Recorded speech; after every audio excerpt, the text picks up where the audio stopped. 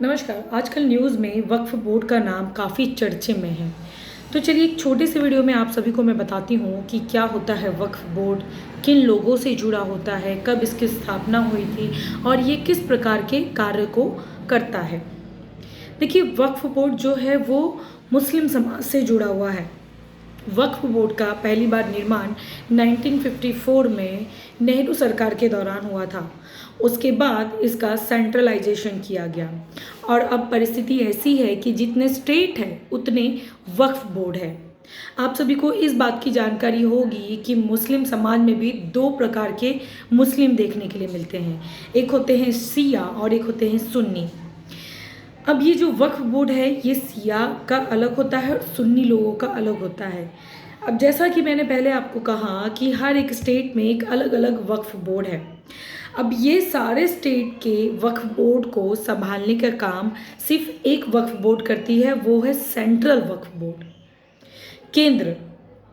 ये इन सारों पे नियंत्रण करती है। जैसे कुछ भी कोई भी रूल्स हो गए, रेगुलेशंस हो गए और या फिर वक्फ बोर्ड किस प्रकार से अपने काम को अंजाम दे रही है, ये सारी चीज़ों का ध्यान रख रखाव सेंट्रल वक्फ बोर्ड द्वारा किया जाता है।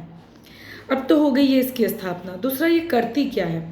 देखिए वक्फ बोर्ड का सबसे महत्वपूर्ण काम है ज़मीन के रख रखाव को ज़मीन को व्यवस्थित बनाए रखना, ज़मीन का रख रखाव करना।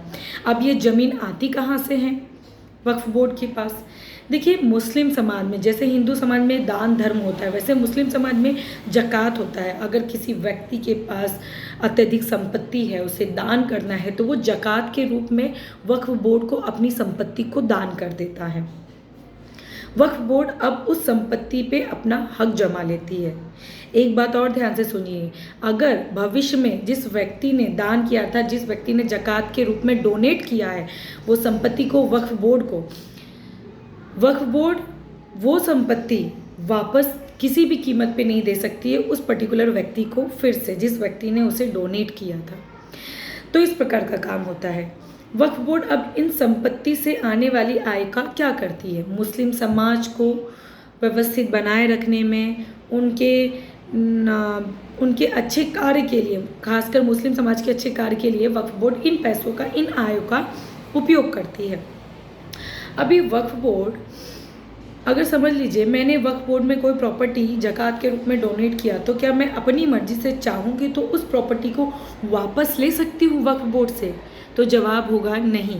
एक बार जो भी प्रॉपर्टी, चाहे वो मूवेबल प्रॉपर्टी हो या फिर इमूवेबल प्रॉपर्टी हो, ज़रूरी नहीं है सिर्फ आप डोनेशन के रूप में ज़मीन ही दान करें, आप कुछ भी दान कर सकते हैं। तो वो अगर आपने एक बार दे दिया तो आप चाह करके भी उनसे उस प्रॉपर्टी को वापस नहीं ले सकते। वन मोर थिंग, इस प्रॉपर्टी पे कोई भी लिटिगेशन भी नहीं जाता है। अर्थात किसी ने दे दिया और फिर जा कर के उसने कोर्ट में कंप्लेन किया कि मैंने डोनेट किया था, मुझे मेरी प्रॉपर्टी वापस चाहिए, तो कुछ नहीं होने वाला, क्योंकि कोर्ट इसमें इंटरफेयर नहीं करेगी। इस प्रकार का काम होता है। इसके लिए तो आज से कुछ 15 से 20 साल पहले एक सांसद ने ये कहा था कि ये जो वक्फ बोर्ड है ये कहीं ना कहीं एक डोमिनेशन का काम करता है, लोगों को डोमिनेट करता है और ये कहीं ना कहीं लाइफ ऑफ लिबर्टी या फिर जो हमारा सब कुछ हमारे संविधान में दिया गया उन सभी के विरुद्ध में चलता है। तो इसे हटा देना चाहिए।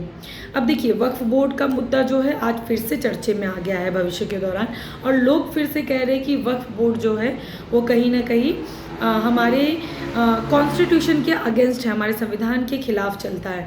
तो आप इस बात पे क्या कहते हैं मुझे कमेंट में ज़रूर बताइएगा। Thank you.